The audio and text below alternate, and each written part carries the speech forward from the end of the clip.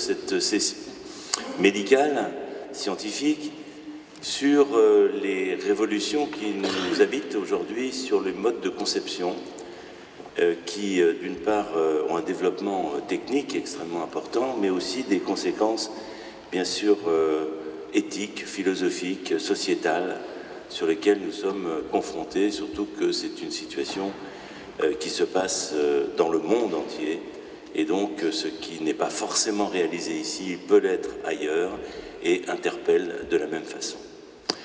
Pour aborder donc avec vous ces questions, j'ai demandé à 3 éminents spécialistes dans leur domaine de venir ce matin. Tout d'abord, honneur aux dames. Madame Monique Cantos-Perber, qui est philosophe et qui s'est penchée, entre autres, sur ces questions de société et de conséquences des développements de ces techniques nouvelles que nous allons aborder. Le professeur Jean-Marc Ayoubi est chef de service à l'hôpital Foch. Il dirige un grand service de gynécologie, de maternité, d'assistance médicale à la procréation, et il a un projet dont il vous parlera qui est autour de la possibilité de la greffe de l'utérus, ce qui est quelque chose qui a été réalisé l'année dernière dans le monde par une équipe suédoise. Le professeur Oliven, François, est un spécialiste de la reproduction. Il parle extrêmement facilement des thèmes qui l'habitent.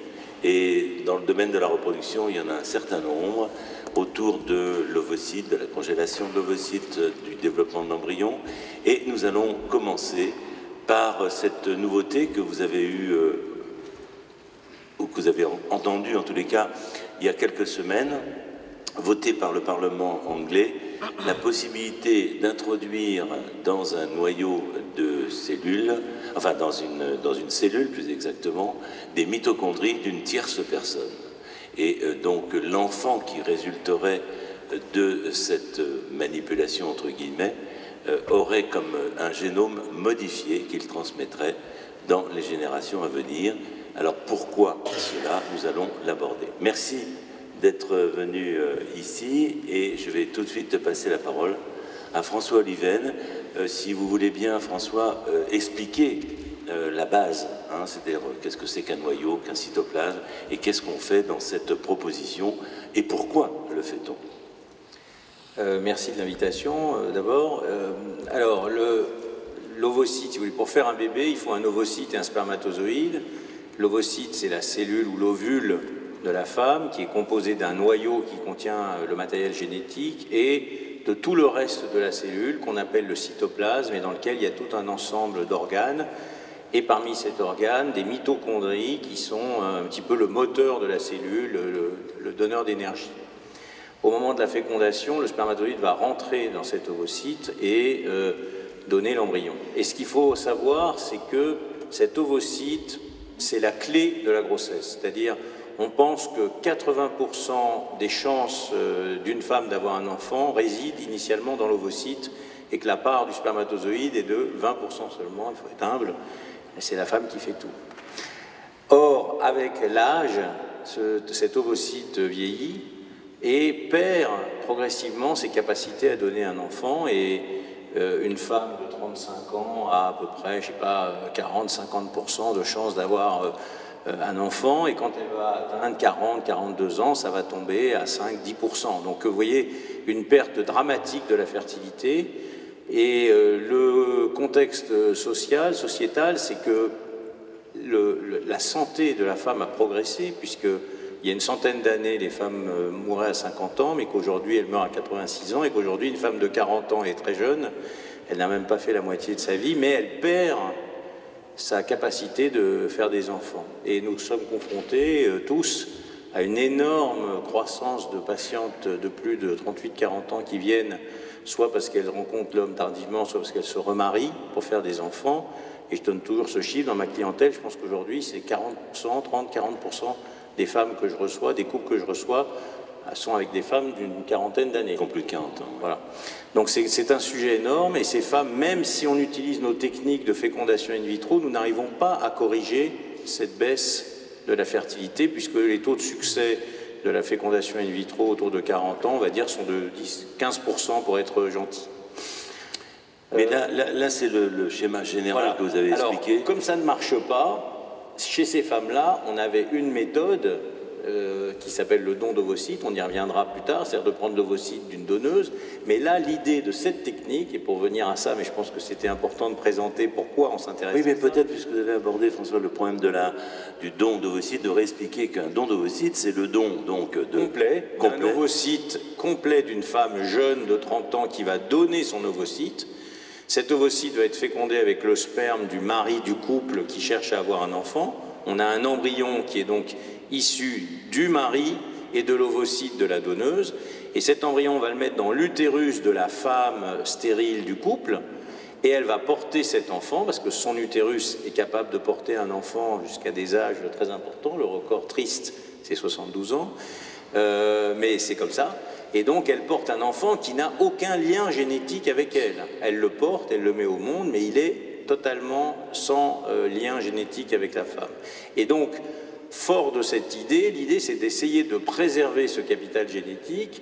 Et depuis, on va dire, il y a une quinzaine, vingtaine d'années, des chercheurs travaillent à trouver ces techniques, soit justement remplacer le cytoplasme de la cellule pour avoir un cytoplasme entre guillemets plus jeune, mais garder le noyau pour que le matériel génétique de la femme soit transmis.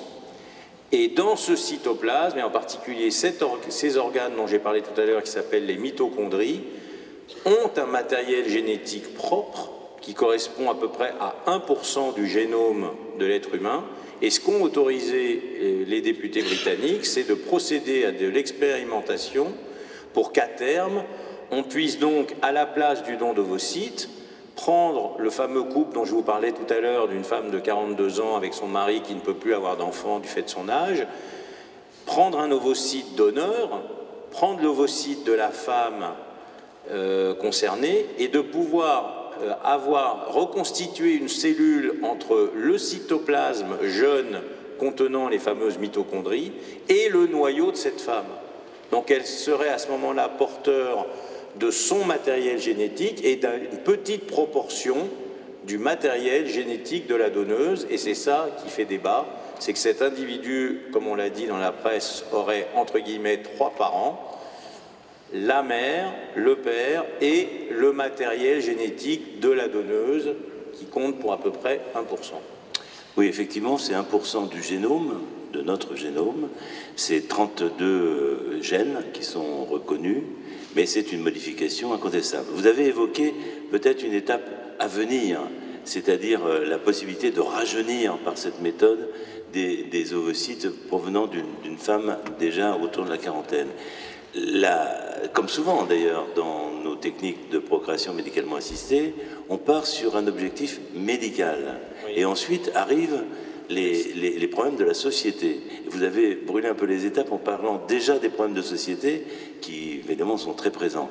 Mais juste pour revenir sur l'exemple britannique, et ensuite je passerai la parole à notre philosophe, pour l'exemple britannique, c'est que ici il s'agit d'une maladie. C'est une maladie justement des mitochondries, de ces maladies qui aboutissent à vraiment des choses graves que nous connaissons, comme l'amorose de Leber, c'est-à-dire une cécité puis des troubles neurologiques. Les troubles des mitochondries donnent véritablement des maladies extrêmement graves. Alors, jusqu'à présent, on peut proposer dans cette famille qui a un risque de transmettre une maladie génétique liée à ces mitochondries, ce qu'on appelle le diagnostic génétique préimplantatoire, c'est-à-dire regarder in vitro les embryons qui sont atteints de cette maladie. On prend un risque parce que ce n'est pas tout à fait simple à identifier. Néanmoins, c'est ce que nous avons fait en collaboration avec l'équipe d'Arnold Munich à Necker. Donc en France, nous avons développé, il y a plusieurs enfants qui sont nés sains dans des familles à risque de transmission de mitochondries. Mais il y a quelques cas, donc on est sur, vous voyez, sur un nombre très limité, mais c'est toujours important de réfléchir sur le principe. On est donc sur un nombre, dans quelques cas, il y a des mutations de ces mitochondries qui touchent 100% des mitochondries. Pas uniquement 20% ou 30% que l'on pourrait diagnostiquer si elles sont passées dans le bon ou dans le mauvais embryon, mais là, à chaque coup, il y a des mutations qui sont gravissimes. Et c'est dans ce cadre-là que le débat des parlementaires anglais, qu'entre parenthèses je salue, parce que je trouve que quand même 500 députés se pencher sur cette question que vous voyez, on essaye de vous expliciter, mais qui n'est pas si simple à comprendre, et surtout à préjuger de l'avenir. Donc au moins ils ont débattu, on peut toujours nous aussi débattre des conclusions, mais au moins ils en ont parlé. Et donc ils sont au fait de la science, et on reviendra beaucoup sur cette thématique. Donc on est parti d'une possibilité de modifier le génome. Donc c'est une forme de médecine transgénique pour des bonnes causes, bien sûr, qui sont des maladies mitochondriales graves, mais qui pourraient être ensuite étendues à d'autres situations que François Oliven a abordées.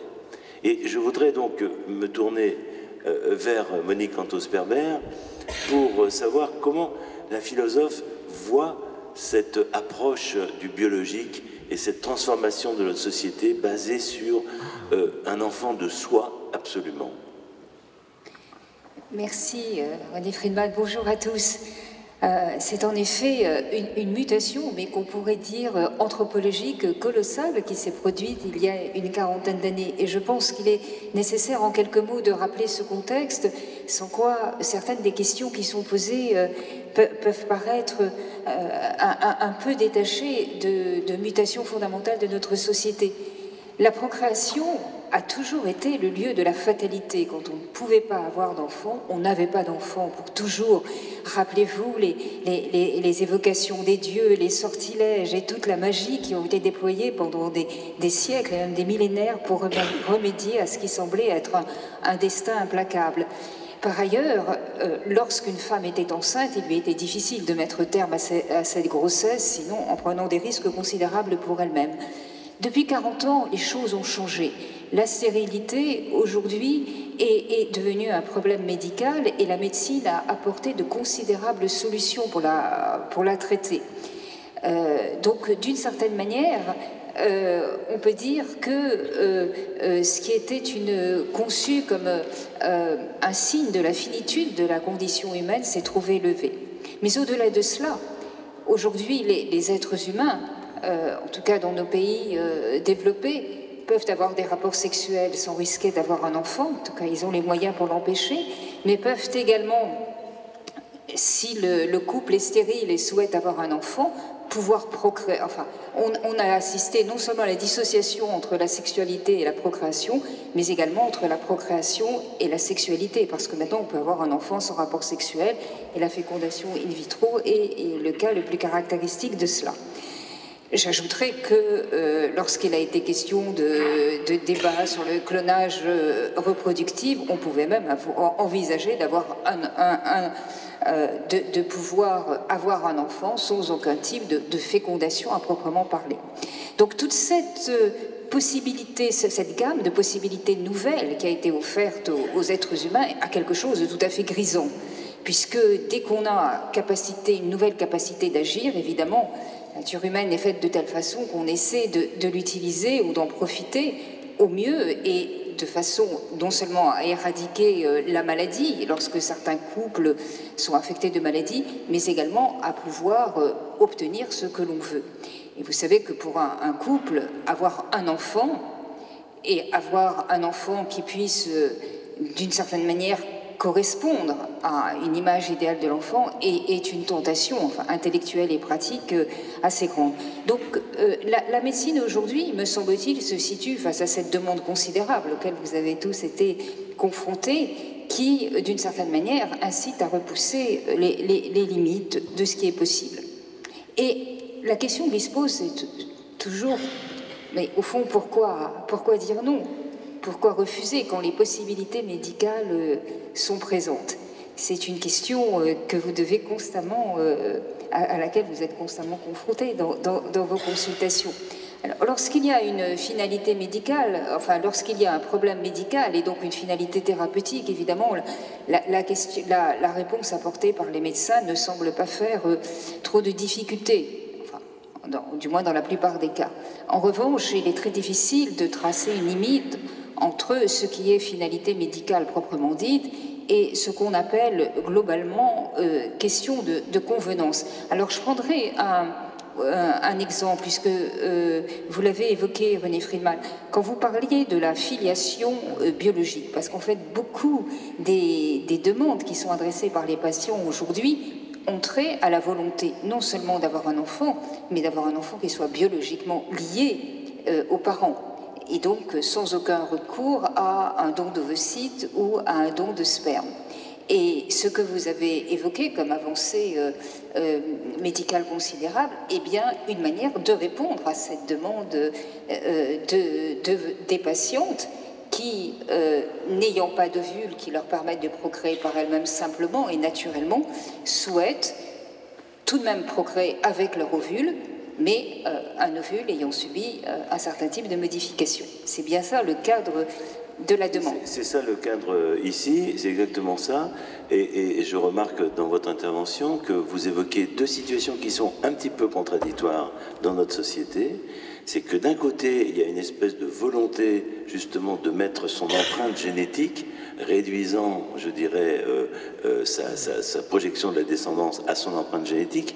Et en même temps, il y a une offre et un certain nombre de gens qui se dirigent vers cette maternité plurielle qui fait que un don, que ce soit de sperme dans un certain cas, d'ovocytes ou ici de cytoplasme, et on parlera tout à l'heure de la greffe d'utérus, peut être également présente. C'est donc un double mouvement et la question elle est pourquoi cette demande d'enfant génétiquement de soi aussi présente qui des fois peut même faire courir certains risques, soit à l'enfant, soit à d'autres personnes dans la société, et de l'autre côté, ce discours qui se côtoie et qui ne se comprend pas toujours, ce recours à l'autre et ce recours à soi. Voilà, c'était exactement ce à quoi j'en voulais arriver. D'une certaine manière, il est clair que maintenant la sexualité, la procréation ou la fécondation ne se passe plus dans le face-à-face de l'homme et de la femme. Il y a des tiers qui sont là, ce sont les tiers médicales, depuis le début de la procréation médicalement assistée, des tiers donneurs, depuis que le don de sperme, du moins c'est le cas en France, don de sperme, don d'ovocytes sont évidemment sous contrôle médical. Et maintenant, on assiste à quelque chose d'assez paradoxal, c'est que pour pouvoir accomplir, au-delà du remède de la stérilité, pour pouvoir accomplir, satisfaire cette demande fondamentale d'avoir un enfant biologiquement lié à soi, donc qui soit le soi en partie retrouvé dans un enfant, on est obligé de faire intervenir l'autre. C'est une sorte de confirmation totalement inattendue de l'intervention d'altérité ou de la dialectique hegelienne de l'autre pour garder le soi. Il faut un autre pour garder le soi. Et ça intervient à deux niveaux, je voudrais conclure là-dessus, non seulement sur le cas que vous avez évoqué, c'est-à-dire la transformation, la manipulation, ce que certains appellent manipulation génétique, ça a été présenté de cette façon-là, des ovules pour que la femme puisse procréer avec son propre ovule, donc garde quand même une prise sur la transmission biologique, même si ça requiert d'une certaine partie l'intervention d'un tiers, mais une intervention qui est réduite au minimum. Mais j'ajouterai d'une certaine manière, avec la greffe d'utérus, c'est un peu ce qui se passe. Parce que il a été considéré au cours des dernières années, et nous avions nous-mêmes écrit des propos dans ce sens, que d'une certaine manière, la seule chose qui restait insoluble en matière de stérilité, c'était l'utérus. On ne voyait pas de solution. Quand une femme n'était pas en état de porter, que faisait-on? Alors certains avaient avancé l'idée d'une ectogénèse, bon, chose dont on ne parle plus du tout maintenant. Un utérus artificiel, de l'utérus artificiel, c'est-à-dire 9 mois à l'extérieur. Le développement de l'embryon totalement en dehors de l'utérus de la femme, ce qui aurait complètement pulvérisé le concept de procréation d'ailleurs, et en particulier la position dominante de la femme sur le fait d'engendrer un enfant. Mais laissons, c'est une autre question. Et l'autre solution, c'est le recours à la gestation pour autrui. Bien évidemment. C'est-à-dire que ça, c'est l'autre absolu, c'est l'autre qui porte pour que l'enfant soit de soi, dont l'hypothèse où l'ovule viendrait de la femme. Mais avec la greffe d'utérus, précisément, on arrive à un retour à l'intérieur de la femme, puisque c'est elle qui va porter l'enfant et qui va l'accoucher, mais avec un don d'organes qui vient d'un autre. Donc on retrouve ce même lien, ce même recours nécessaire à l'altérité pour, en quelque sorte, donner une force nouvelle à cette demande de filiation biologique. François Oliven, vous voulez ajouter quelque chose? Juste dire un mot, parce que souvent, quand on a fait longtemps de la procréation, ça fait 20 ans, 25 ans, On entend souvent un jugement des gens qui ne comprennent pas comment des couples peuvent s'acharner à l'irrésistible désir de naissance, qui était le titre du premier ouvrage de René Friedman. Et souvent, ces gens disent « mais pourquoi ces couples n'adoptent pas ?» etc. Et mon expérience, c'est que c'est toujours des couples qui ont des enfants, qui jugent les couples qui n'en ont pas, donc ça me pose un premier problème. Et le deuxième, c'est que j'ai toujours senti qu'il y avait un jugement derrière ça vis-à-vis de ces techniques qui restent quand même, on en parlera sûrement tout à l'heure, pour beaucoup quelque chose de choquant, de contre-nature et tout. Et moi, je voudrais juste dire un mot sur le fait que pour ces couples qui n'ont pas d'enfants, c'est vraiment une souffrance qui est extrêmement sous-estimée en général et tout particulièrement en France. Donc nous avons abordé la question de cette nouveauté, donc de l'introduction d'une tierce personne par ces mitochondries. Tout le monde a retenu ce nom, n'est-ce pas, et va se précipiter sur Internet pour voir un petit peu ce dont il s'agit. Effectivement, il y avait jusqu'à présent une boîte noire qui était l'utérus, dont on ne sait pas connaître les signaux, mais qui va illustrer ce que Monique Cantos-Perber nous a dit, c'est-à-dire, sur le plan philosophique, ce besoin de l'autre pour exister soi ou pour avoir un enfant de soi. Parce que la greffe d'utérus, c'est effectivement la possibilité de se réhabiliter dans sa fonction maternelle, de porter l'enfant qui peut être de soi sur le plan génétique, mais qui va nécessiter donc un don d'organes. Et je vais demander donc au professeur Jean-Marc Ayoubi d'abord de nous exposer l'histoire de la greffe d'utérus. Bonjour à tous, merci à France Culture et merci à Paris-Sorbonne de nous accueillir dans ces lieux prestigieux et chargés d'histoire et surtout un grand haut lieu de la science pour parler de la reproduction d'une manière générale et de la greffe d'utérus. Alors, François Olivain disait tout à l'heure, pour faire un enfant, il faut un ovocyte et un spermatozoïde, mais pour faire un enfant, quelle que soit l'origine du spermatozoïde ou l'origine de l'ovocyte, il faut aussi un utérus, même quand il s'agit de la gestation pour autrui. Donc l'utérus, aujourd'hui, en matière de reproduction, reste l'élément, l'organe indispensable pour l'évolution de la grossesse, pour la progression de la grossesse. Nous savons maintenir un embryon en vie jusqu'à 5 jours, 6 jours, mais au-delà de 6 jours, on ne sait plus faire et il faut qu'on replace l'embryon dans l'utérus. Donc on revient à l'utérus comme organe indispensable à la reproduction, mais aussi à l'utérus comme symbole de la féminité, symbole de la maternité, symbole de la vie dans la vie d'une femme, de beaucoup de choses et qui sont transmises à travers des siècles. Donc, cette reproduction doit passer par l'utérus, et s'il n'y a pas d'utérus, il n'y a pas de grossesse. Mais combien de femmes n'ont pas d'utérus ou souffrent de l'absence d'utérus? Si on pose cette question à des spécialistes de la reproduction, ils auront du mal à répondre, parce qu'on ne le sait pas. Il y a des femmes, il y a des filles qui naissent sans utérus, qui ont un morphotype normalement constitué féminin, qui sont je dirais, femmes comme toutes les femmes, aussi bien avec des ovaires, avec tous les organes, mais il n'y a pas d'utérus, il y a absence innée d'utérus, c'est une maladie qui est bien connue. Il y a des femmes qui sont sans utérus parce qu'elles ont subi une intervention chirurgicale très jeune pour un cancer de l'utérus, pour un cancer du col, ou alors après une première grossesse, après une hémorragie grave, on peut être amené à retirer l'utérus pour sauver la vie d'une femme. Et ces femmes qui sont sans utérus sont estimées à plusieurs dizaines de milliers, aussi bien en France qu'en Europe, et qui sont, je dirais, qui souffrent de la double peine de l'absence d'utérus, chargé de tant de symboles, mais aussi de l'impossibilité d'avoir une grossesse et de mener à terme une grossesse.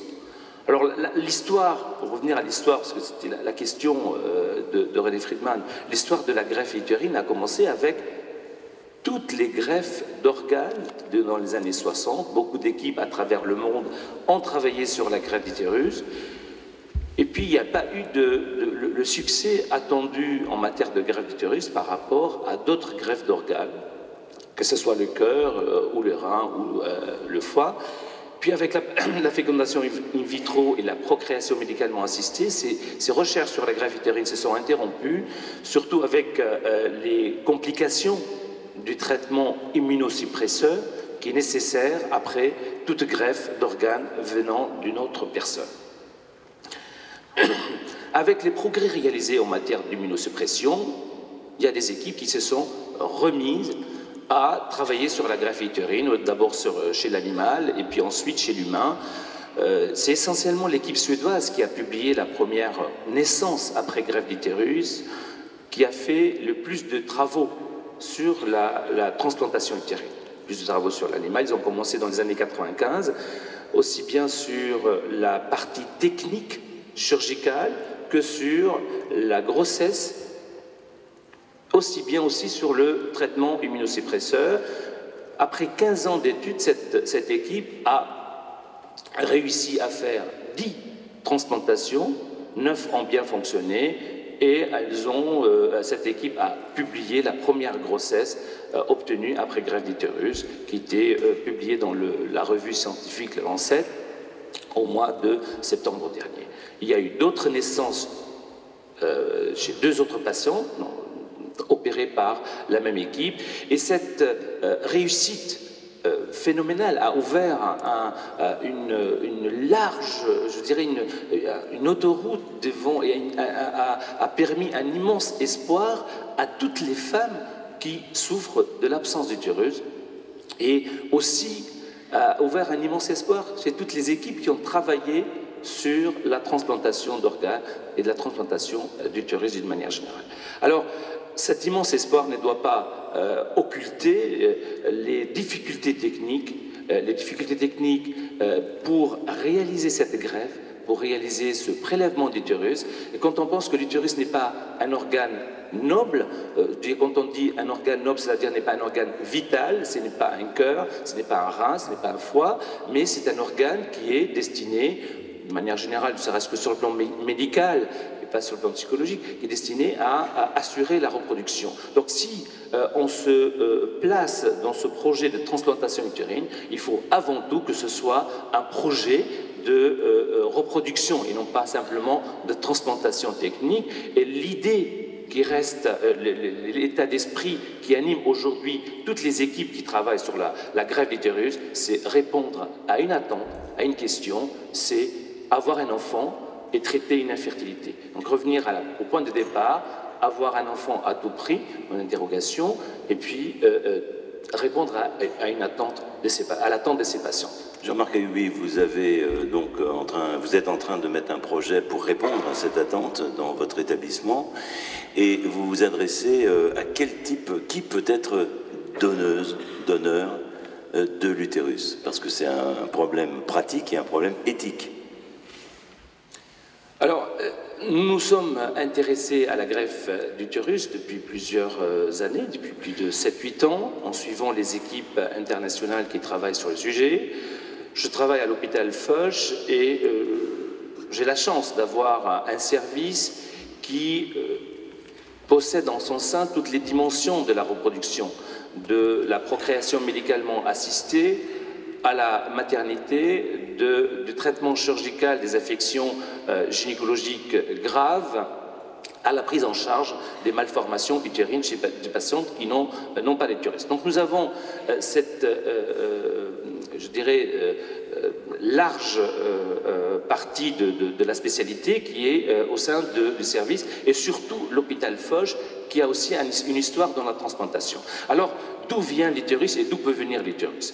L'utérus, il y a 2 possibilités. Soit c'est un donneur vivant, soit c'est un donneur décédé. Si c'est un donneur décédé, c'est la même transplantation que le foie, que le cœur, que le rein. Si c'est un donneur vivant, c'est une patiente qui va être opérée pour donner son utérus. Donc il va subir une intervention pour donner son utérus. C'est la voie qu'a choisie l'équipe suédoise pour prélever un utérus chez des patients âgés, car l'utérus, on peut dire, n'a pas d'âge, qu'elle reprend son activité même après 60 ans, à partir du moment où on met la patiente sous traitement hormonal. Donc à partir d'un donneur vivant, volontaire, parenté, comme on fait aujourd'hui en France, dans le cadre de la loi pour le don de reins.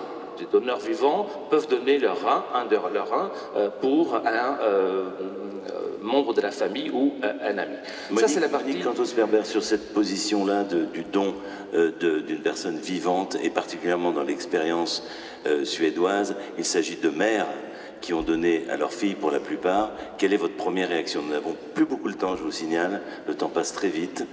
Quelle est votre réaction? Prenez le micro. Je trouve tout à fait remarquable que cela soit permis. Je suis réservée à l'égard de systèmes publics qui organisent le don de manière strictement anonyme. Nous avons déjà eu l'occasion de plusieurs discussions à ce sujet. C'est le cas pour la greffe d'utérus. En effet, en Suède, dans l'exemple suédois, c'est la mère qui a donné son utérus pour une raison tout à fait simple. Donc l'utérus que vous grefferez, quand vous le ferez, sera prélevé sur un donneur mort, je suppose, décédé. Il y a trois possibilités. La première possibilité, c'est le donneur vivant volontaire, donc son non anonyme. C'est comme pour le don de rein. C'est tout à fait possible en France, parce que c'est dans le cadre de la loi, c'est comme pour les reins. Pour l'utérus, ce serait possible. Pour l'utérus, ce serait possible. Dans cette perspective que ça va. La deuxième possibilité, c'est donneur décédé, c'est un don d'organe. Ça aussi, c'est tout à fait possible. Toutes les équipes qui ont travaillé sur le donneur décédé, mort en état de mort cérébrale, n'ont pas eu de succès. Il n'y a que le donneur vivant. La troisième possibilité, qui n'est pas encore dans le cadre de la loi, qui n'est pas inscrit dans le cadre de la loi, c'est prendre un utérus après une intervention chirurgicale pour pathologie fonctionnelle non grave, je veux dire, qui n'est pas très grave. Alors, pour élargir au-delà de l'utérus, en venir au don d'ovocytes, par exemple, c'est une... À tous les dons, c'est-à-dire que là c'est un exemple quand même remarquable d'un don, je dirais, d'une personne qui connaît l'autre personne, en particulier ce sont des mères, qui donnent à leur fille, et d'une façon générale, donc ça pose, effectivement, en élargissant, toute la question anonymat ou non-anonymat. Alors, on oppose en général deux modèles, le don anonyme ou le don... d'une certaine façon orientée, ce qui n'exclut pas d'ailleurs qu'il puisse avoir aussi une distribution aléatoire. Et en France, vous le savez, le don est couvert d'anonymat. C'est-à-dire, lorsqu'on donne son sang, on donne son sperme. Alors, il y a quand même des exceptions avec le sang de cordon, avec les dons de moelle osseuse. Mais en général, on donne, pour tout ce qui a trait à la procréation, en tout cas, sous un voile d'ignorance ou de méconnaissance. Il n'en est pas... le don du rein. Non, mais pour ce qui a trait à la reproduction, c'est toujours anonyme. Donc cela pose évidemment un problème et qui m'a intéressée pour la question suivante, parce que vous comprenez bien que dès que le don est coûteux physiquement, il y aura très peu de donneurs. Qui va donner un organe, quand même, que ce soit un utérus ou même des ovocytes, ce qui suppose un traitement, un prélèvement, etc., sans aucune représentation de la personne dont la vie pourrait être considérablement améliorée, sans aucune représentation individuelle de la femme qui bénéficiera de ce don d'ovule. Dans beaucoup de pays, le don se fait de manière orientée, c'est-à-dire une amie, une sœur, une mère donne pour une personne stérile. Derrière cela, je crois qu'il y a un problème tout à fait fondamental et qui, d'une certaine manière, serait, à mes yeux, en tout cas, une limite du système des normes publiques françaises et qui pourrait nous amener vers la question des limites apportées à l'expérimentation. C'est la croyance que la volonté humaine, même si elle est inspirée par de bonnes intentions, et d'une femme stérile à avoir un enfant, est toujours plus ou moins suspecte. C'est-à-dire quelqu'un qui arrive avec en quelque sorte sa donneuse, une femme qui arrive avec sa donneuse d'ovocytes, eh bien, on y voit des dangers. On imagine ensuite des liens psychologiques ou des liens de dépendance qui seront difficiles à maîtriser. On considère que ça pourrait avoir des inconvénients, que les individus ne sont pas en état de se représenter. Toujours cette infantilisation quasi automatique des personnes qui sont en position de décider. Et on préfère, en général, et ça c'est vraiment un élément très fort de notre système public, on préfère la distribution anonyme aléatoire, enfin aléatoire avec réserve, puisqu'on est soucieux d'un certain appariement quand même en matière de dons d'ovocytes. Je trouve qu'il y a là deux modèles très opposés. Ceux qui considèrent qu'au fond, ce sont les individus qui sont responsables et que toute garantie peut être prise pour s'assurer que leur décision est bien réfléchie, qu'ils ont une idée claire des risques, et avec l'assurance, bien sûr, que personne n'est lésé, et surtout pas l'enfant à naître. Et puis un autre modèle qui est un peu plus défiant à l'égard de la volonté des individus et de leur capacité à décider, et qui s'en remet à des systèmes de distribution qui ne peuvent fonctionner que sous le couvert d'anonymat, et dont l'effet en général, vu l'état de nos mœurs et de notre culture, c'est que ça provoque une raréfaction immédiate des dons. En France, il y a très peu d'ovocytes qui sont disponibles de cette façon-là. En Angleterre, par exemple, où une femme peut arriver avec sa donneuse, évidemment, il n'en est pas ainsi. Mais il faut en même temps faire en sorte qu'une femme qui n'a pas de donneuse puisse également en bénéficier. Donc c'est un système. Oui, vous avez tout à fait raison d'évoquer donc d'autres alternatives. Parmi celles-ci, il y en a une qui est intéressante parce qu'elle est relativement récente. Ça se passe en Angleterre. Effectivement, l'Angleterre accueille des dons orientés de personnes qui se connaissent, comme la Belgique et comme d'autres pays dans le monde, mais a la particularité de proposer un semi-anonymat. C'est-à-dire que le don va être anonyme. Par contre, l'enfant, 18 ans plus tard, à l'âge de 18 ans, il aura la possibilité, premièrement, s'il est informé par ses parents, il n'y a que ses parents qui peuvent l'informer. Deuxièmement, s'il le souhaite, ce qui n'est pas non plus obligatoire, il pourra remonter vers l'identité de sa donneuse parce qu'elle a automatiquement accepté d'être dans un répertoire, je dirais, c'est tout à fait ouvert, transparent et identifié. Et ça, c'est un modèle qui actuellement est en train de prendre, parce qu'on voit un certain nombre de couples français qui ne trouvent pas de satisfaction dans notre pays et qui se tournent vers l'étranger, et particulièrement dans cette orientation qui témoigne de l'évolution quand même de la pensée par rapport à cet anonymat strict et imposé, et qui provoque un certain nombre de réactions défectueuses pour les enfants. Donc c'est peut-être un modèle qu'il faut reprendre pour rediscuter, mais nous avons tellement de choses à rediscuter en France, car dans ce domaine de la reproduction, malgré ce qui vient d'être dit sur les nouveautés donc, qui, comme vous l'avez vu, se sont passées à l'étranger, la question est qu'avec les talents que nous avons dans notre pays, est-ce que l'on peut faire progresser les choses et avancer? Et à ce sujet, ma réponse, elle est catégoriquement non. On m'a posé ici même d'ailleurs dans un autre type d'assemblée, et j'étais avec Jean-Paul Lantieri qui a fait la première greffe de visage, et puis Jean-Yves Poliquin qui a fait la première cataracte en France.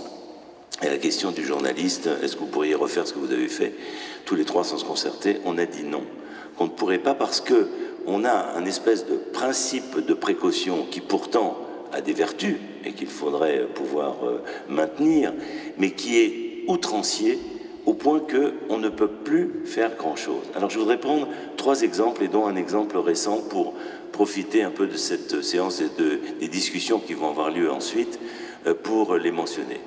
Quand on a voté en France l'autorisation du diagnostic préimplantatoire, il a fallu attendre 5 ans pour que les décrets puissent sortir, et tout ça dans un esprit très limité, puisqu'aujourd'hui, pour les couples qui ont un risque de transmettre une maladie génétique, ils doivent toujours attendre 12 ans, 13 ans, 14 ans après la réalisation, entre 18 mois et 2 ans, pour un premier essai qui va leur donner 25% de chance. Deuxième exemple, on avait entendu parler de la congélation ovocytaire, ce qu'on appelle la vitrification, qui a été proposée dès 2005 par une équipe japonaise et qui maintenant s'est diffusée un peu partout dans le monde. Il a fallu attendre 5 ans en France pour qu'une loi, en 2011, l'inscrive et, je dirais, aboutisse à une pratique qui était déjà largement diffusée. Mais sur quel principe était-elle refusée en France? C'est ça qui est intéressant. Elle était refusée parce que tout ce qui pouvait modifier l'évolution de l'embryon, et bien sûr qu'une congélation de sperme ou d'ovocytes de sperme, c'était connu, ça c'était toléré, mais d'ovocytes, ce qui était nouveau, était interprété comme une recherche sur l'embryon. Et on en revient toujours à cet éternel problème de la recherche sur l'embryon. Et là, je voulais vous donner un exemple récent, c'est le papier que j'ai à la main, parce que c'est un chef de service d'un hôpital parisien qui n'est pas très loin, et qui m'a écrit pour me faire part de cette situation. Il a proposé une méthode en 2003, une méthode qui serait pour améliorer la fécondance des spermatozoïdes et des embryons. Il n'a pas pu le réaliser avant que la loi de 2011 ouvre quand même un peu la fenêtre de tir sur les expérimentations à faire.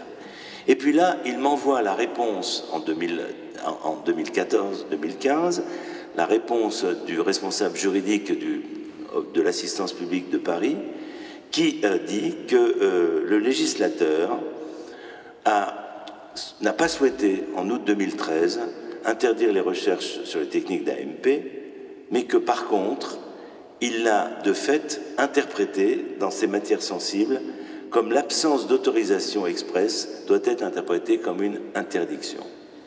C'est-à-dire le fait que ça a été pas autorisé. Donc, il y a, dit-on, une malfaçon législative. En fait, non. Il y a une opposition dans notre pays forte qui ressort de tous les côtés et qui aboutit au fait que, comme le disent donc ce responsable juridique, il ressorte qu'avec Madame Anne Courrèges, qui est la nouvelle présidente de l'agence de biomédecine, nous ne pouvons considérer la position du gouvernement, ou plutôt du Conseil d'État, comme une interdiction à faire votre recherche que vous avez déposée et validée en 2003.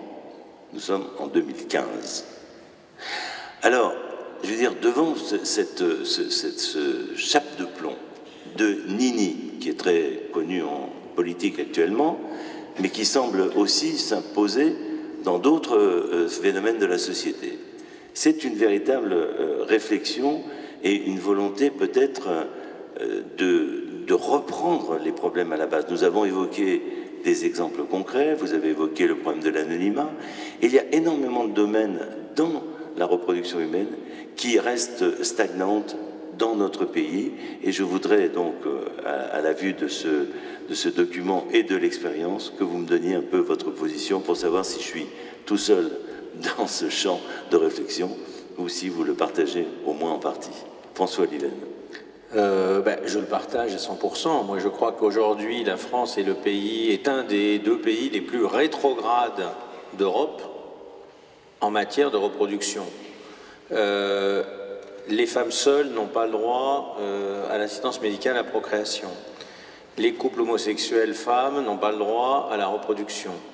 Le don d'ovocytes, probablement 10-15 000 femmes vont à l'étranger, 300 dons se font en France. Le diagnostic génétique de certains pour améliorer les chances des femmes âgées de concevoir, interdit en France. La congélation d'ovocytes pour convenance, une femme qui a envie de mettre à l'abri des ovocytes pour une procréation tardive, interdite. Alors tout ça serait finalement, parce qu'on avance toujours des causes éthiques, hein, tout ça ne me poserait aucun problème si on était un grand nombre à partager, même la gestation pour autrui, que je suis un des rares à défendre, mais comme tout le monde ou presque l'interdit, je suis tout à fait prêt à me ranger au plus grand nombre. Mais là, on est d'un petit village gaulois, perdu avec nos certitudes, avec nos députés qui ne veulent tellement pas faire changer les choses que lors de la dernière révision de la loi de bioéthique, ils ont failli annuler purement et simplement la révision automatique qui était prévue tous les 5 ans pour tenir compte des progrès. Ils ont décidé de l'interdire et finalement au dernier moment de la rendre révisable que tous les 10 ans. Donc là on est bloqué pendant 10 ans. Donc il y a une volonté ferme de nos députés de bloquer le système. Et ce qui est tout à fait... L'agence de biomédecine dont parle René Friedman, c'est pareil puisqu'on nomme systématiquement des gens aux positions proches de la députation et très rétrograde. Et finalement, tout ça ne poserait pas de problème, mais comme l'Europe est ouverte, mais c'est des milliers de femmes qui vont chaque année à l'étranger, à 1 heure de train, faire ces techniques que tout le monde autorise sauf nous. Donc il y a quand même un problème gravissime au point qu'un certain nombre des acteurs de cette discipline se posent la question d'aller travailler dans des pays européens. Je dois dire que j'y pense honnêtement, puisque finalement je suis en train de recevoir des femmes en consultation et je dirais que dans 20% des cas, je leur dis désolé, il faut que vous alliez ailleurs. Donc c'est un vrai problème et c'est un problème qui, sous des couverts multiples, nous met dans une position où en Europe on est quasiment les seuls, puisque l'Espagne, l'Angleterre, la Belgique, tous les pays du Nord, peut-être l'Allemagne est un peu restrictive comme nous, mais finalement, on est les seuls. Donc c'est extrêmement choquant, et en plus, il n'y a pas vraiment de réflexion. Donc on donne des interdictions sans vraiment de débat. Jean-Marc Ayoubi, un commentaire avant le point de vue de Monique Cantos-Perbert. Mais le commentaire, je pense que tout le monde ici connaît René Friedman comme le père de la reproduction en France, comme le père d'Amandine, mais ignore René Friedman comme membre du Conseil du Comité national d'éthique et du Comité national d'éthique qui a cherché à encadrer la reproduction et à aider les acteurs à éviter les dérapages.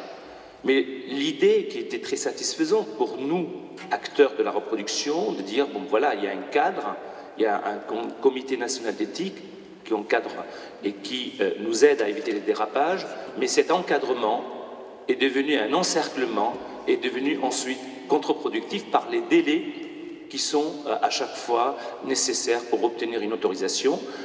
On passe 10 ans ou 15 ans pour obtenir l'autorisation sur un projet qui est complètement dépassé par les équipes qui nous entourent et qui sont très attractives pour les patientes que nous soignons ici. Il faut rappeler que les réflexions du Conseil, du Comité national d'éthique français sont reprises par les autres pays avec une rapidité extraordinaire et avec une adaptation du progrès à l'éthique. Ça ne veut pas dire que nos collègues européens font quelque chose qui est répréhensible par l'éthique et par la loi. C'est simplement ce délai qui est devenu maintenant complètement contre-productif. Monique Cantos-Perbert, qu'est-ce que vous pensez de ce principe de précaution et de cette situation de non-innovation en France? Je pense, comme disait Spinoza, que c'est un asile de l'ignorance et un refuge à l'inaction. Le principe de précaution a une portée essentiellement en matière de dommages environnementaux, c'est-à-dire des dommages qui peuvent affecter une population extrêmement large et qui sont irréversibles. Je ne vois pas trop ce qui, en matière de procréation médicalement assistée, pour la manière dont vous essayez, à tâtons, avec tout votre engagement, de répondre aux demandes qui vous sont faites, de vous entrer dans ce cas de figure. Donc, pour ce qui me concerne, je considère que, évidemment, la prudence s'impose dans toutes les actions humaines, ça va de soi, mais une précaution qui porte sur des risques potentiels dont on ne sait même pas s'ils sont avérés, mais qui peuvent simplement se produire, et qui, de plus, sont très difficiles à évaluer, n'est pas de mise. Alors, ce que je constate aujourd'hui, en effet, c'est un blocage systématique avec des mesures dilatoires qui sont redoutables. C'est jamais, franchement, non. C'est non, mais on verra, qui ont un effet dissuasif, décourageant, paralysant d'ailleurs dans tous les domaines, pas simplement en matière de sciences biomédicales. Et ce que je constate aussi, c'est quand même un assez faible souci de l'argumentation rationnelle. Pour moi, en tant que philosophe, je demande des argumentations rationnelles, non réfutables étant donné l'état des connaissances, et surtout des expérimentations, c'est-à-dire qu'on permette dans certains domaines à laisser des pratiques et puis ensuite on évalue, mais on évalue à partir de données scientifiques avec un certain recul, parce que sinon on entre dans l'arbitraire. Alors la première exigence de l'éthique, c'est d'être rationnel, c'est de pouvoir, quand il y a interdiction, quand il y a recommandation d'abstinence, c'est de pouvoir la justifier, et il ne peut pas en être autrement, parce que quand on ne peut pas justifier dans le monde d'aujourd'hui, les personnes multiplient les conduites d'évitement. Elles ne se sentent pas du tout engagées, faute de comprendre les raisons qui motivent une interdiction. Donc je regrette beaucoup qu'il en soit ainsi. Et pour ce qui a trait au matériel biomédical, ce que je constate en matière de pratiques thérapeutiques, c'est toujours cette même méfiance à l'égard de la volonté humaine, des décisions humaines, de ce qui peut être tenter. Alors vous parliez du comité national d'éthique, il est vrai que lorsque j'en ai été vice-présidente pendant quelques années, et nous avons pu porter des dossiers qui ont été une véritable avancée, comme celui du bébé docteur, vous vous rappelez René Friedman, c'est-à-dire la possibilité d'étendre le diagnostic préimplantatoire pour que un enfant né après fécondation in vitro et des pays, puisse être également donneur de sang de cordon pour son frère ou sa sœur malade. C'était quand même une avancée et qui s'est faite par la force des arguments. Au début, la réprobation était très grande et puis à force d'argumenter, à force de montrer qu'au moment de du choix des embryons, eh bien après tout, la volonté humaine, éclairée par le bien, si l'on peut dire, orientée par la volonté de sauver une vie, pouvait être moralement plus intéressante que le simple hasard qui aurait fait réimplanter n'importe quel embryon, mais cet argument a emporté la conviction. Donc un devoir de justification, de recherche des raisons, de recherche d'arguments, et le refus total de notions qui sont certainement très très très nobles, mais pardonnez-moi, je suis extrêmement soucieuse qu'on explique ce dont on parle, dont je ne vois pas le contenu précis. Quand on parle de la dignité de l'embryon, de la dignité du génome humain, je demande qu'on m'explique ce que ça signifie. Je comprends bien qu'il y a quelque chose à préserver, mais je veux qu'on le définisse clairement, et tout ce qui ne touche pas à ce qui doit être préservé, je ne vois pas de raison de l'empêcher et de l'interdire. Donc ce que je demande, c'est des justifications, des expérimentations, des interdictions très fermes qui portent sur l'essentiel, qui est à mes yeux la défense de l'intégrité de la personne humaine vivante, et pour le reste, des protocoles expérimentaux. Et un mot sur le consentement des personnes comme nécessité absolue. Des personnes dans quelle position? Dans tout ce qui va être proposé comme étape nouvelle, avec des risques qui ne sont pas connus, avec un saut dans l'avenir, le fait d'associer librement des personnes qui acceptent risque contre risque.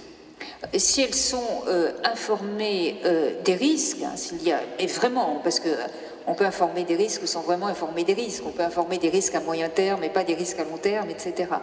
Mais là, pardonnez-moi, je suis d'inspiration, de tendance libérale et je fais confiance aux êtres humains. Je pense quand ils ont beaucoup réfléchi, quand ils ont délibéré en fonction de leurs valeurs, de leurs objectifs, de leurs raisons, quand ils ont pu échanger des arguments avec l'équipe médicale, avec toute personne qui pourrait être un conseil. Je pense qu'à un certain moment, sur des cas qui sont quand même tragiques, où les personnes jouent leur vie, il faut faire confiance à la décision humaine. Merci pour ces commentaires.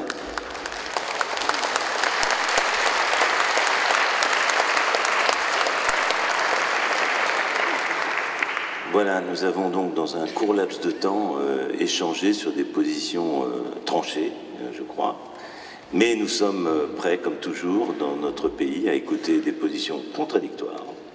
En tous les cas, des questions que vous pouvez avoir, puisque la parole est à vous. Nous sommes là pendant 15 minutes pour répondre. Je ne sais pas comment fonctionne le système de micro, puisqu'il y a déjà des mains, je vois, qui se lèvent.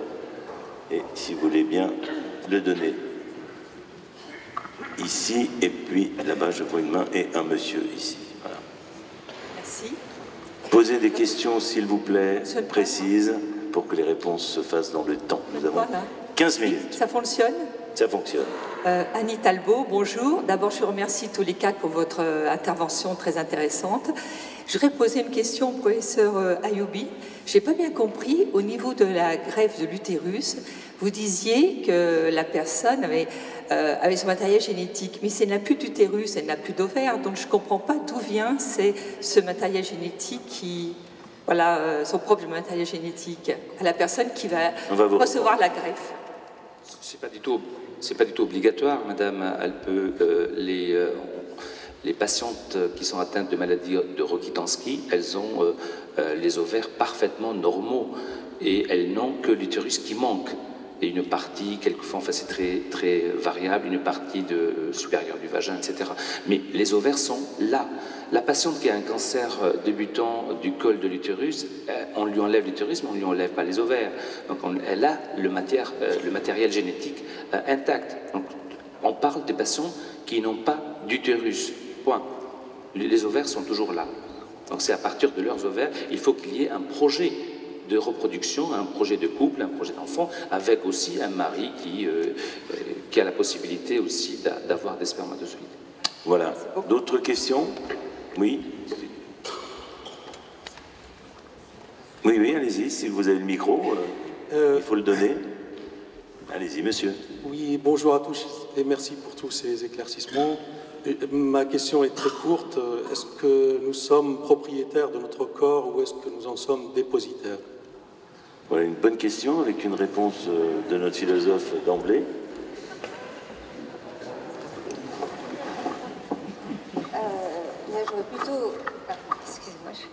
J'aurais plutôt tendance à penser que nous en sommes propriétaires, parce que dépositaire, qui nous l'aurait confié? Il nous est arrivé ce corps, il a grandi, et nous avons quand même une certaine familiarité avec lui. Nous savons ce que c'est souffrir avec lui, nous savons ce qu'est avoir du plaisir avec lui aussi. Donc, je pense que nous en sommes très globalement propriétaires. Maintenant, et qui nous appartient. Donc, maintenant, vous savez, c'est un vieux débat, vieux débat philosophique que la propriété de son corps. Ça a été conçu, en particulier à partir du XVIIe siècle, dans la philosophie libérale, philosophie de Locke en particulier, comme l'image même de la propriété, comme ce qui justifiait on est propriétaire de biens extérieurs à soi, comme on est propriétaire de son corps. Donc c'est un schéma extrêmement prégnant. Cela dit, il va de soi qu'il y a des actes, enfin en particulier en France, qui sont totalement réprimés par la loi, qui est la vente des parties de son corps. Donc là, on entre dans des questions extrêmement compliquées, ce qui peut justifier ces règles. Mais oui, on est propriétaire de son corps, bien sûr, oui. D'autres questions, madame?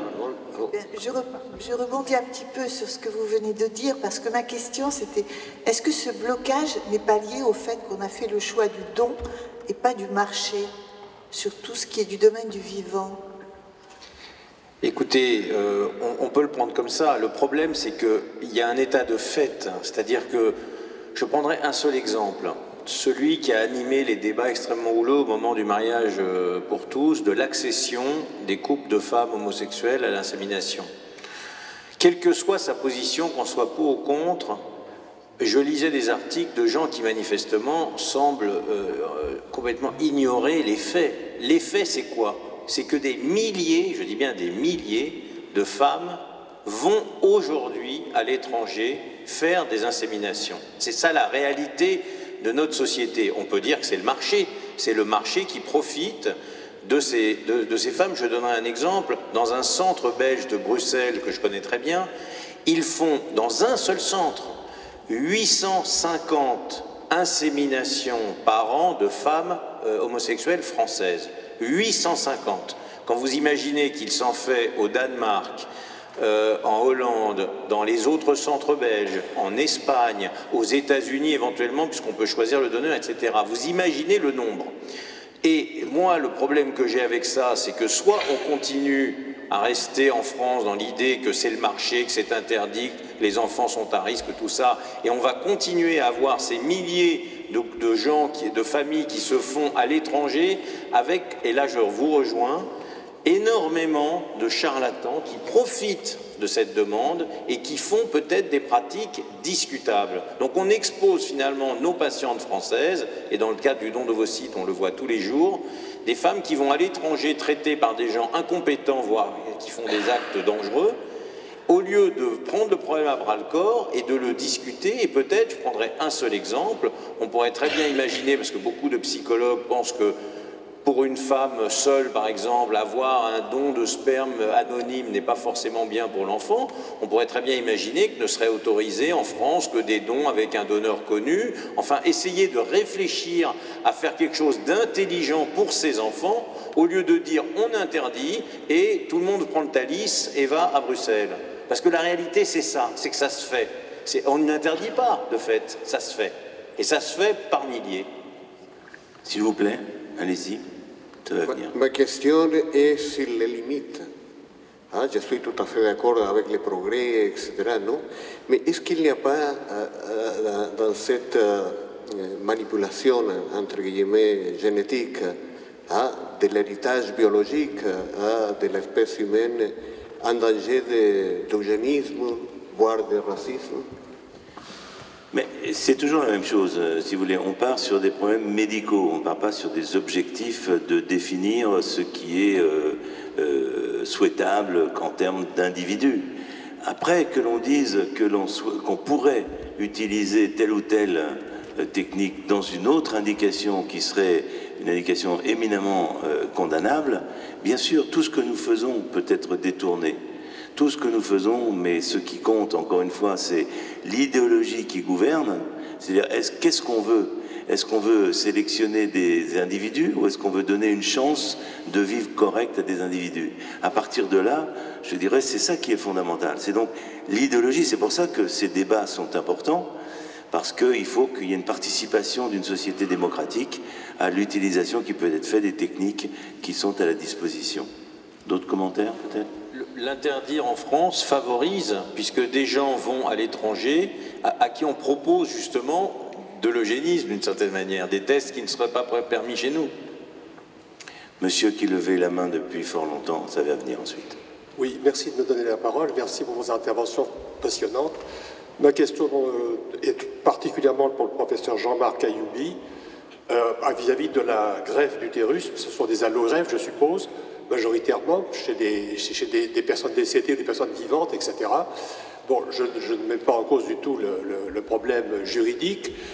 C'est une question plutôt technique. Il est prouvé maintenant que le traitement substitutif de la ménopause accroît très fortement le risque de cancer de l'ovaire et que ce risque ne disparaît que 5 ans après. Enfin, on revient à la normale.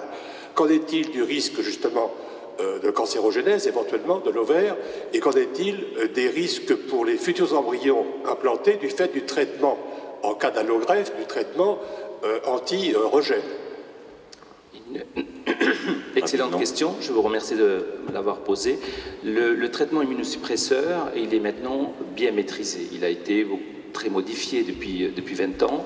Il est assez bien maîtrisé dans les autres greffes d'organes. En ce qui concerne l'utérus, c'est une greffe d'utérus pour un projet de grossesse. À partir du moment où il y a naissance d'un bébé, normalement l'utérus doit être retiré après une ou deuxième grossesse. En ce qui concerne l'effet des immunosuppresseurs sur la grossesse, sur la patiente, on le connaît, l'effet, on le connaît à partir des autres greffes.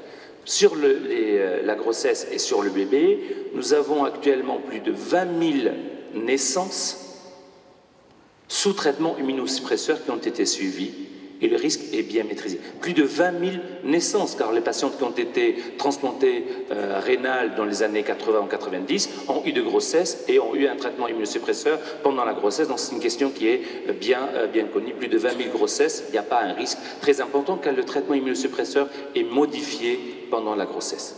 Oui, une autre question? Qui a le micro? Allez-y. Merci de me donner la parole. Bonjour messieurs. Je me présente, Nathalie Boulgerada, je suis avocate au barreau de Paris et j'ai beaucoup travaillé sur les questions, d'ailleurs avec M. François Oliven, sur la question de la gestation pour autrui, pour avoir défendu le couple Menson. Je suis heureuse aujourd'hui d'entendre la position libérale de Madame Cantos-Perben et je m'étonne qu'on ne vous ait pas entendu davantage et que d'une certaine façon, toutes ces questions de bioéthique aient été confisquées, on va dire, par une philosophe en France. J'ai du mal à citer son nom, mais on va quand même la citer, Madame Agazinski, qui a empêché tous les progrès que vous êtes en train de promouvoir, c'est-à-dire votre vision ouverte de scientifique, parce que vous avez un discours de philosophe, mais en même temps vous avez une analyse scientifique, c'est-à-dire que toutes ces questions reposent sur la démonstration, sur l'ouverture et sur la confiance qu'on doit faire aux êtres humains, aux individus, sur les notions aussi de liberté, de choix, de conscience. Et je m'étonne vraiment qu'on ne vous ait pas entendu davantage sur ces questions, ça c'est ma première observation.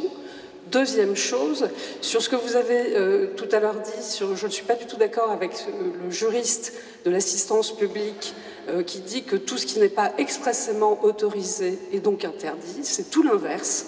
Le droit français est ainsi fait que ce qui n'est pas interdit est possible, pas une permission au sens du législateur, mais ça ne correspond pas à une interdiction et donc à une clôture de la recherche. Et la troisième chose que je voulais aussi signifier par mon intervention, c'est que peut-être serait-il possible de penser à la française, c'est-à-dire que, au contraire de tout ce qu'on entend et de cette pensée clivée, du marché, évoqué par la personne qui est derrière moi, et du don. Pourquoi ne pas penser un don à la française, un don nouveau, qui serait peut-être de nature sans anonymat, parce que l'anonymat est évidemment un problème pour le don, vous l'avez évoqué tout à l'heure, mais penser avec nos outils intellectuels, nos capacités de réflexion, un modèle français qui serait de nature à remettre en question tous ces obstacles qui sont, depuis des dizaines d'années, des entraves au progrès médical et scientifique d'une manière générale. Merci de votre intervention. Juste, on va devoir, je vois les mains qui se lèvent, mais il faut qu'on laisse la place aux futures réunions. Je voudrais juste répondre deux choses. Peut-être en renvoyant, non pas le détail, mais une idée générale. Je pense que dans tout ce que nous faisons, nous devons évaluer au maximum la prise de risque. Dans toute méthode qui est proposée, il faut savoir est-ce que cela correspond à un risque, c'est la véritable ligne rouge. Risque pour qui? Risque pour l'enfant, pour une personne qui peut participer à tel ou tel processus, celle qui va donner pour les mitochondries, celle qui va recevoir, etc. C'est ça, à mon avis, la véritable ligne rouge, c'est le respect des autres. Donc ça relance le débat que vous avez évoqué, qu'on ne reprendra pas ici, sur la GBA, car même s'il y a des ouvertures, les ouvertures doivent être regardées à l'aune des risques encourus par rapport à l'objectif qui est suivi. Pour ce qui concerne, j'ai beaucoup apprécié votre remarque sur l'exemple que je citais et la position de l'Agence de biomédecine aujourd'hui et du Conseil d'État qui a voté ceci en majorité et de la juriste de l'assistance publique. De fait, l'interdiction existe, elle est passée dans les mœurs, et avant que ça ne change dans la loi, il va falloir au moins 2 ans si tout se passe bien. C'est-à-dire qu'on tire de cet argument la volonté de bloquer un système de recherche. Je suis d'accord avec vous que cet argument n'est pas véritable, de même que lorsqu'on disait que la vitrification c'est de la recherche sur l'embryon, bien sûr que non, c'est de la recherche sur l'ovocyte mais pas sur l'embryon. Il y a une volonté de ne pas comprendre. Ce qui voudrait dire qu'à la suite de cette réunion, malheureusement, où nous devons arrêter, il y a besoin d'une reprise de la réflexion intellectuelle, philosophique, je dirais, pour mettre à plat tellement de contradictions entre cet anonymat que vous avez cité, qui est interdit, mais quand même, il est remboursé par la sécurité sociale française pour les femmes moins de 43 ans en couple qui vont à l'étranger, alors que si elles faisaient la même chose en France, c'est interdit. Et nous, médecins, qui donnons des conseils, car comment ne pas donner des conseils à des femmes que nous suivons, ou des couples que nous suivons depuis 10 ans, de dire, ben non, nous, ça se passe à l'étranger et on ne veut plus rien savoir. C'est faux. La médecine est autrement faite. C'est qu'il y a une participation humaine. Donc, en un mot, il y a à revisiter sur tous les plans, que ce soit le plan scientifique, le plan de principe de précaution, le plan de la réflexion sociétale, bien sûr, avec toujours, tout n'est pas autorisé, tout n'est pas permis, la propriété de son corps ne justifie pas sûrement tout. Il y a aussi un besoin de vivre ensemble et de protéger sans doute les plus faibles. Donc, tout cela doit être remouliné et j'espère que la séance d'aujourd'hui, matinale, nous servira et peut-être permettra d'avancer sur ce pas. En tous les cas, merci à vous d'y avoir participé, merci à France Culture, merci à